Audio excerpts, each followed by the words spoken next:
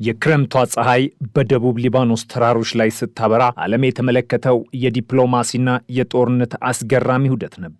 የዓለም ሀያላን ሀገራት አምባሳደሮች በተሽሞነም ሆነ የዲፕሎማሲ ቋንቋና በውድ አልባሳት ታጅበው የሊባኖስና የእስራኤል ድንበር ላይ ተገኝተው ነበር። ነገር ግን ይህ ጉብኝት ከጀርባ ያለውን እሳተ ገሞራ ሊሸፍን አልቻለም። የአሜሪካና የሳውዲ አረቢያ አምባሳደሮች በሊባኖስ ጦር አዛዥ ጄኔራል ሮዶልፍ ሃይካል ታጅበው ከሊታኒ ወንዝ በስተደቡብ የሚገኘውን ቀጠና ሲቃኙ ዓላማቸው አንድ ነበር። ይህ ለወራት የዘለቀውና በሺዎች የሚቆጠሩ ሰዎችን ሕይወት የቀጠፈው ግጭት በተኩስ አቁም ስምምነት ስም መብረዱን ለዓለም ማሳየት።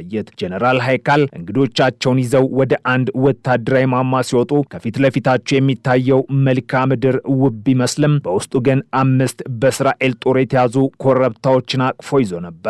እስራኤል አሁንም ወታደሮቿን ከነዚህ ቁልፍ ቦታዎች አላነሳችም። ዲፕሎማቶቹ በዝምታ ይህንን ሲመለከቱ የሊባኖስ ጦር አዛዥ የኛ ዋና ግብ መረጋጋትን ማረጋገጥ ነው ሲሉ ተደመጡ። ነገር ግን መረጋጋት የሚለው ቃል በዚህ ቀጠና ውስጥ ትርጉሙ የጠፋ ይመስላል። የሊባኖስ መንግስት እስከዚህ ዓመት መጨረሻ ድረስ ከሊታኒ ወንዝ በስተደቡብ ያለውን አካባቢ ከሄዝቦላህ ታጣቂዎች ሙሉ በሙሉ ለማጽዳት ቃል ቢገባም መሬት ላይ ያለው እውነታ ግን ሌላ ነው። የሄዝቦላህ መሪ ናይም ቃሲም ቡድናቸው ከወንዙ በስተደቡብ ያለውን ወታደራዊ መዋቅር እንደሚያፈርስ ቢናገሩም መሳሪያችንን ግን በሌሎች የሊባኖስ ክፍል አሳልፈን አንሰጥም የሚል ጠንካራ ማስጠንቀቂያ አስተላልፈዋል። የንግግር በአንድ በኩል ለሰላም እጁን የዘረጋ በሌላ በኩል ደግሞ ቃታ የጨበጠ ኃይል መኖሩን አመላካሽ ነው። ይህ በእንዲህ እንዳለም ከድንበሩ በስተደቡብ በጋዛ ሰማይ ስር ያለው ሕይወት የሰውን ልጅ የመከራ አቅም የሚፈትሽ ሆኗል። ክረምቱ ገብቷል። ቅዝቃዜው አጥንት ይወጋል። የጋዛ ነዋሪዎች ግን ከቅዝቃዜው በላይ የሚፈሩት ሌላ ነገር አለ። የሰብአዊ እርዳታ በበቂ ሁኔታ ካለመገኘቱ አኳያ ረሃብና መድኃኒት እጦት እንደ ወረርሽኝ ተስፋፍቷል። የጋዛ ባለስልጣናት በፍርስራሽ ስር የተቀበሩ የቤተሰቦቻቸውን አካል ለማውጣት እንኳ በቂ መሳሪያ የላቸውም። እያንዳንዱ የፈረሰ ህንጻ ስር ያልተነገረ ታሪክና ያልደረቀ እንባ አለ። በተለይ አሳሳቢው ጉዳይ ተኩስ አቁም ተብሎ በታወጀበት በዚህ ወቅት እንኳን ሞት አለማቆሙ ነው። የእስራኤል ጦር ከጥቅምት ወር ጀምሮ ተግባራዊ የሆነውን ስምምነት ተከትሎ በወሰዳቸው እርምጃዎች ቢያንስ 391 ፍልስጤማውያን ተገድለዋል። አልጀዚራ ያገኘው የሳተላይት መረጃ እንደሚያጋልጠው እስራኤል የቢጫ መስመር ብላ በከለለችውና 58 በመቶ የሚሆነውን የጋዛ መሬት በሚሸፍነው ቀጠና ውስጥ የሲቪል መኖሪያዎች እየፈረሱ ይገኛሉ። በተለይ በሹጃይና በቱፋ ሰፈሮች እየታየው ውድመት ሆን ተብሎ የተደረገ ነው የሚል ወቀሳም ይቀርብበታል። የሩትገርስ ዩኒቨርሲቲ የህግ ፕሮፌሰር አዲል ሃክ የድርጊት በጄኔቫ ኮንቬንሽን መሰረት የተከለከለ ነው፣ ወታደራዊ አስፈላጊነት በሌለበት ሁኔታ የሰዎችን ንብረት ማውደም ወንጀል ነው ሲል ይሞግታሉ።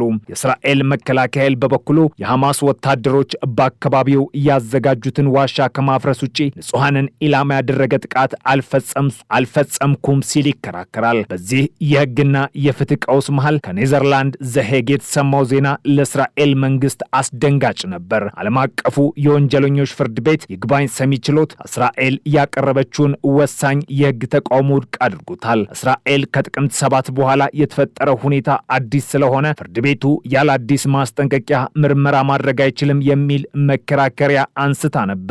ዳኞቹ ግን ይህንን አልተቀበሉትም።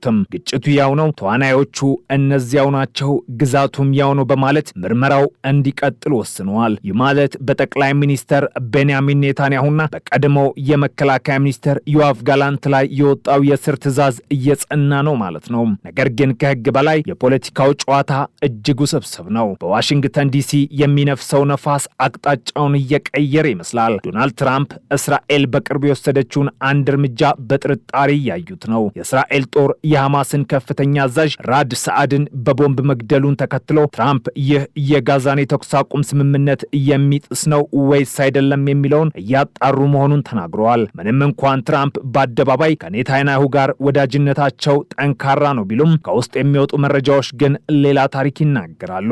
አክሲዮስ የተሰኘው ድረገጽ የአሜሪካ ባለስልጣናትን ጠቅሶ እንደዘገበው ዋይት ሃውስ ለእስራኤል ጠቅላይ ሚኒስተር የላከው መልእክት ማስጠንቀቂያ አዘል ነበር። የራሳችሁን ስም ማበላሸትና ስምምነት አክባሪ ያለመሆናችሁን ለዓለም ማሳየት ከፈለጋችሁ መብታችሁ ነው። ነገር ግን ፕሬዚዳንት ትራምፕ በክብር ያመጡትን ስምምነት በማፍረስ የእሳቸውን ስም እንድታበላሹ አንፈቅድም የሚል ጠንካራ መልእክት ተላልፏል። በተለይ የትራምፕ አማካሪዎች የሆኑት ስቲቭ ዊትኮፍና ጃሬድ ኩሽነር እስራኤል በጋዛ ጉዳይ የምታሳየው ግትርነት እንዳስመረራቸው የተነገረ ነው። ትልቁ ጥያቄ ያለው ከጦርነት በኋላ ጋዛን ማን ያስተዳድር በሚለው ላይ ነው። የትራምፕ እቅድ ዓለም አቀፍ ማረጋጊያ ኃይል በጋዛ እንዲሰማራ ይፈልጋል። ነገር ግን ይህ ሐሳብ እስካሁን ከወረቀት የዘለለ አይደለም። ትራምፕ ኃይሉ በአንድ በኩል ስራ ጀምሯል ብለው ቢመልሱም እስካሁን የትኛውም ሀገር ወታደሮቹን ለመላክ በይፋ ቃል አልገባም። ምክንያቱም ሐማስ ትጥቅ ለመፍታት ፍቃደኛ አይደለም። በሌላ በኩል ደግሞ እስራኤል እንደ ቱርክና ኳታር ያሉ ሀገራት በዚህ ኃይል ውስጥ እንዳይሳተፉ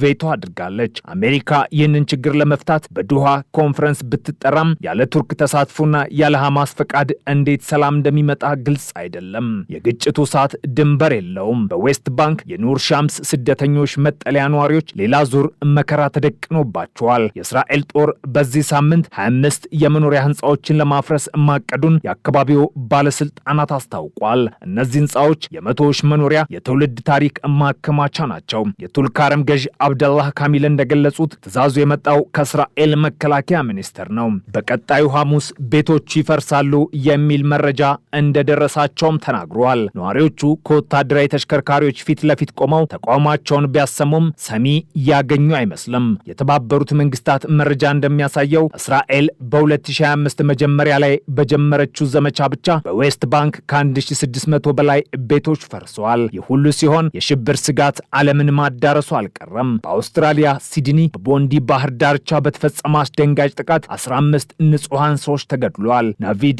አክራምና አባቱ ሳጂድ አክራም የተባሉ ግለሰቦች በፈጸሙት በዚህ ጥቃት በመኪናቸው ውስጥ አይኤስአይኤስ ባንዲራ ተገኝቷል። የአውስትራሊያው ጠቅላይ ሚኒስትር አንቶኒ አልባኒዝ የጥቃት አውስትራሊያ የፍልስጤምን መንግስት ከመቀበሏ ጋር የተያዘ ነው በሚል በእስራኤል ጠቅላይ ሚኒስትር የቀረበውን ወቀሳ አስተባብለዋል። በሌላ በኩል በአሜሪካ የፌዴራል ባለስልጣናት በአዲስ ዓመት ዋዜማ ሊፈጸም የነበረው ግዙፍ የሽብር ጥቃት ማክሸፋቸውን አስታውቋል። በደቡባዊ ካሊፎርኒያ ሊፈጸም ታቅዶ የነበረው ይህ ጥቃት ከአክራሪ ፕሮ-ፍልስጤም ቡድኖች ጋር ግንኙነት አላቸው በተባሉ ግለሰቦች የተቀነባበረ ነበር። ከሊባኖስ ኮረብታዎች እስከ ጋዛ ፍርስራሽ፣ ከዋሽንግተን የዲፕሎማሲ አዳራሾች እስከ ሲድኒ ባህር ዳርቻ ዓለም በአንድ እምብርት በተሳሰረ የግጭት ሰንሰለት ተተብትባለች። የሊባኖስ ጦር አዛዥ ለዲፕሎማቶቹ መረጋጋት ሲሉ በጋዛ ያሉ እናቶች ግን ለልጆቻቸው የሚሆን ዳቦና መድኃኒት እያሰሱ ነው። የሊታኒ ወንዝ አሁንም ይፈሳል። ነገር ግን ውሃው የሰላምን ተስፋ ወይስ የሌላ ዙር ደም መፍሰስን ዜና ይዞ እንደሚመጣ ጊዜ ብቻ የሚመልሰው ጥያቄ ነው። የተባበሩት መንግስታት የፍልስጤም ስደተኞች ኤጀንሲ ኃላፊ ሮላንድ ፍሬድሪክ ነገሩን በግልጽ አስቀምጠዋል።